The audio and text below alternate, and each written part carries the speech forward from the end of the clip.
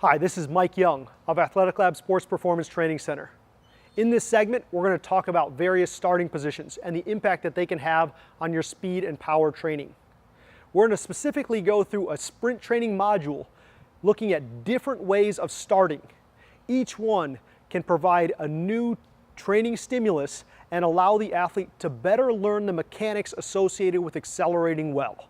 We're going to do a clap start from a low position, a lunge start, a lunge jump start, med ball start, falling start, and then a crouch start.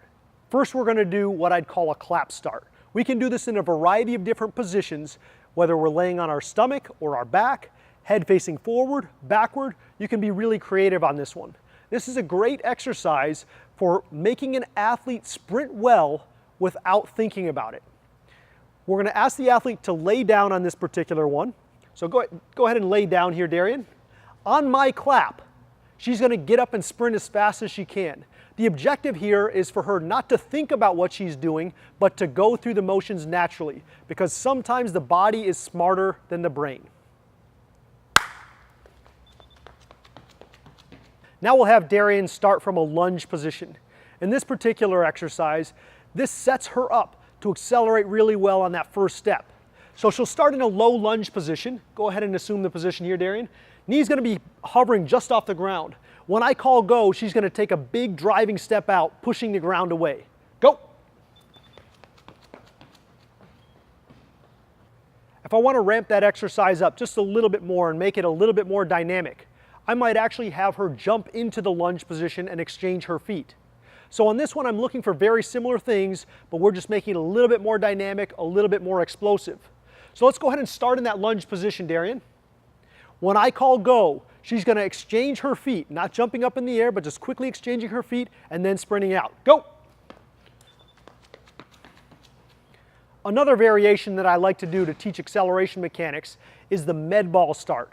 The med ball provides a little bit of added resistance, which provides feedback for the athlete to get it right.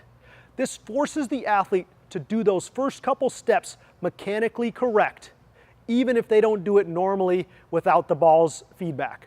So what we're going to do here is place the ball at the chest. We'll go into a nice crouch position. We're going to ask Darian to drive out as hard as possible, pushing through extension on that front leg, and immediately go into a sprint. Let's go ahead and take a rep here, Darian. Next up is a falling start. This is a great tool to teach an athlete how to accelerate from a high position, something that's required in a lot of sports. We're going to ask that athlete to come all the way up onto their toes with the feet symmetrical. She's going to fall forward, leaning from the ankles and not the waist. When she feels like she's completely off balance, she'll drive into her first step and accelerate out. Let's go ahead and take a rep here, Darian. The final variation in the sequence is the crouch start. This is the standard de facto starting position for a lot of different tests and a lot of acceleration workouts.